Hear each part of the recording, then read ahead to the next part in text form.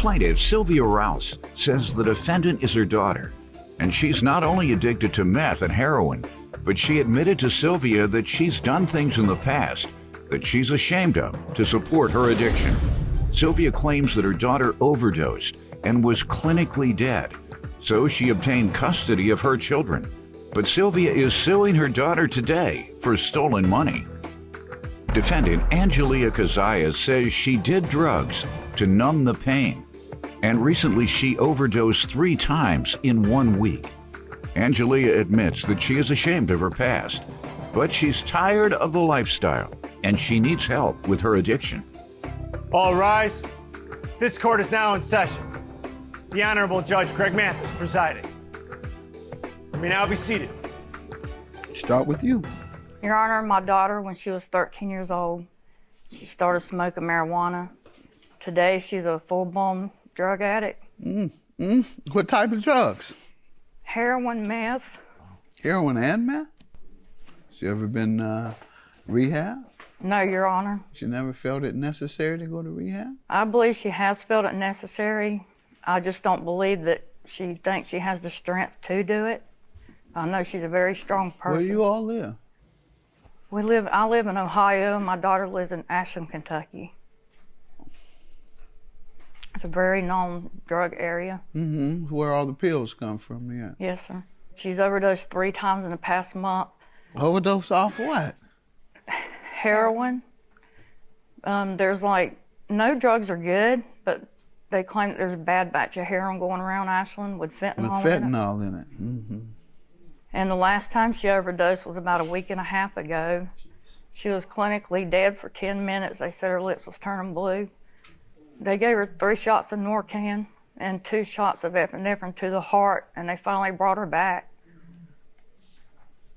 And she admitted to me that she's done other things in the past to get her drugs that she's ashamed of. I got custody of my 4- and 5-year-old grandchildren, her kids. In January, I got custody of them. And my daughter, she said that she's realized she has a problem and she's ready to try to get help. Ma'am, you tell me about your drug past.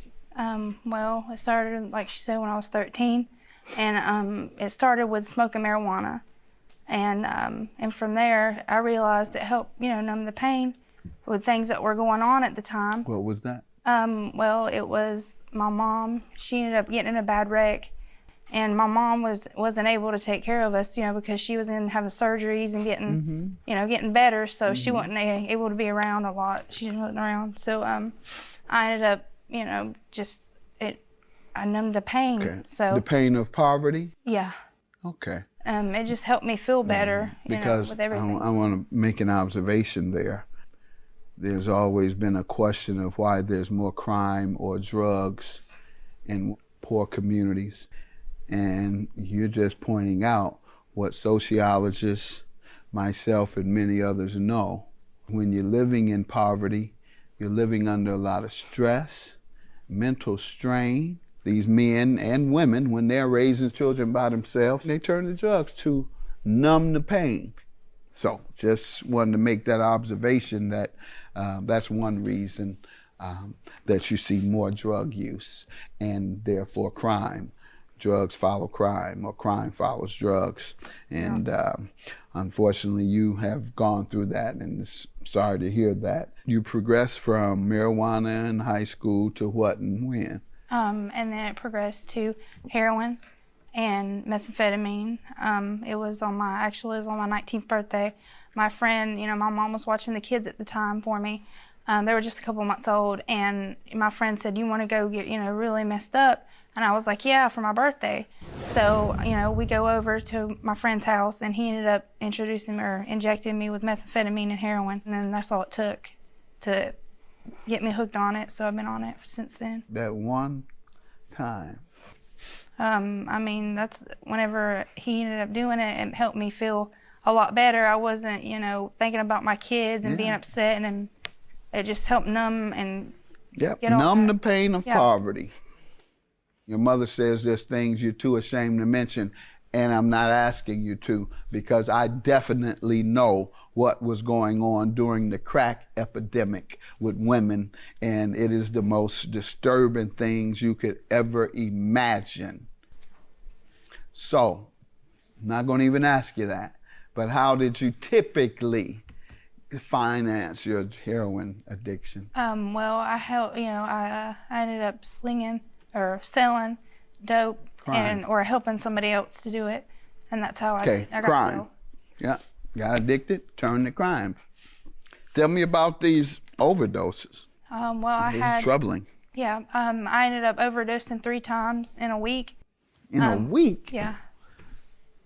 That's the fentanyl, you think? It was every time. I ended up snorting a little bit this most recent time I overdosed. And it was this guy I didn't know. I've met him, I known him 2 months. And he told me it wasn't fentanyl, so I snorted quite a bit. And that's whenever I ended up, overdosing, and he ended up leaving me actually there. And if it wasn't for his brother finding me upstairs, I wouldn't be here at all.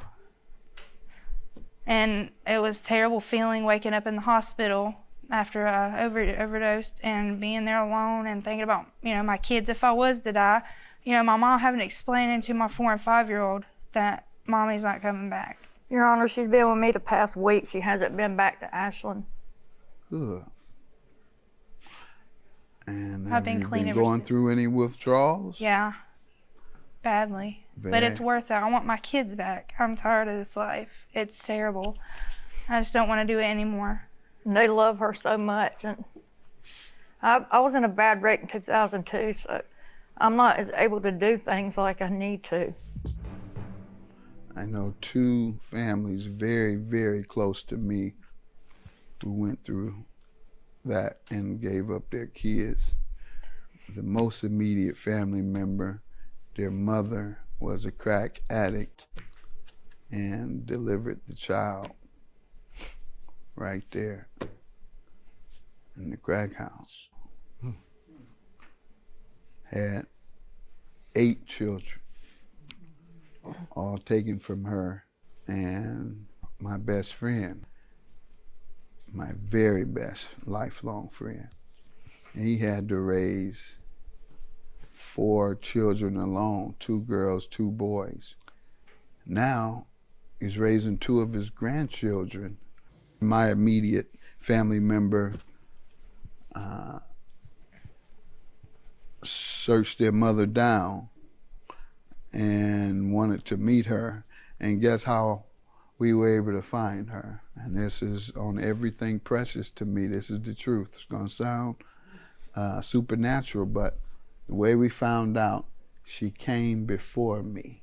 When I Wow. was a judge in Detroit for drugs, and I sentenced her to rehab. And ma'am, hopefully you will allow us to support you by placing you in rehab. Are you going to allow us to do that here Yes. at the show? Yes, sir. I All want right, that. and let me tell you what the first thing they're going to tell you there. First thing they're going to tell you is the number 1 sign that you're really interested in recovering is truth. So we're going to get into this case. She's alleging you stole her money, Yes, sir. and hopefully you'll be honest. Yep. Let me hear. Your Honor, I was locked up in May. You were what? I was locked up in jail in May for What about you 2 locked up weeks. for? And where were the kids? What? My daughter was living with me at the time, and the reason I was locked up is because my ex abused me physically and mentally, and he fraudulently wrote a check out in my name. Anyway, I got locked up for not paying the last $700.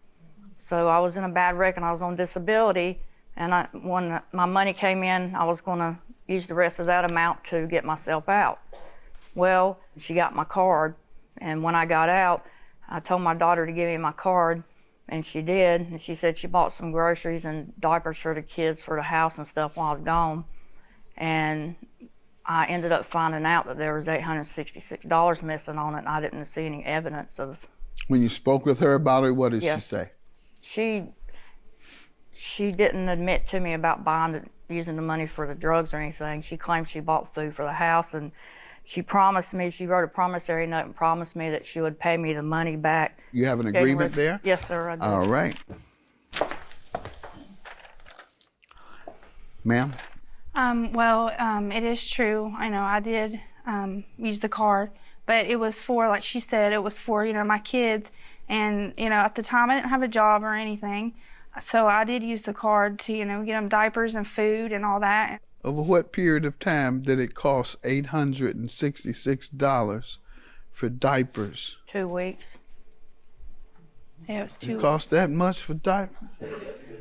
No, not just diapers. I mean, it was just everything that they needed. Everything like what? $866. Let's go over it. Diapers. What else? Okay, food. I mean, it wasn't just for them. It was for me and my boyfriend at the time. Diapers and food. That's all I have right now. Yeah, I mean, just the necessity. So diapers and food for 2 weeks cost $866. No wonder you broke. No, it was You're for going to the everything. wrong stores. If I am to believe this, ma'am, your stress and poverty is because you're going to the wrong store. $866 for diapers and food for only a 2-week period. Ma'am, please. I did use some of that for drugs. I mean, What? I did use some of that for drugs. There you go. Now you're ready to recover. That's your first step. There you go. All right, $866. She has made her first step toward recovery, and I'm happy that you brought her here. I applaud you for admitting that you need it and admitting that you'll go. So, all right, good luck to you. Have a good day.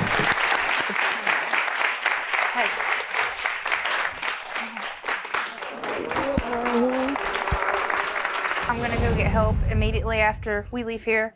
I just want my life back and my kids, and I feel terrible for the way I've done my mom, and that's all gonna change. Yeah, and I'm happy that she's going to go to rehab. I don't want to be worried and have to tell the babies that something's happened to her. And I'm proud of her. She's strong and she can do this. She's got young and she has her whole life ahead of her.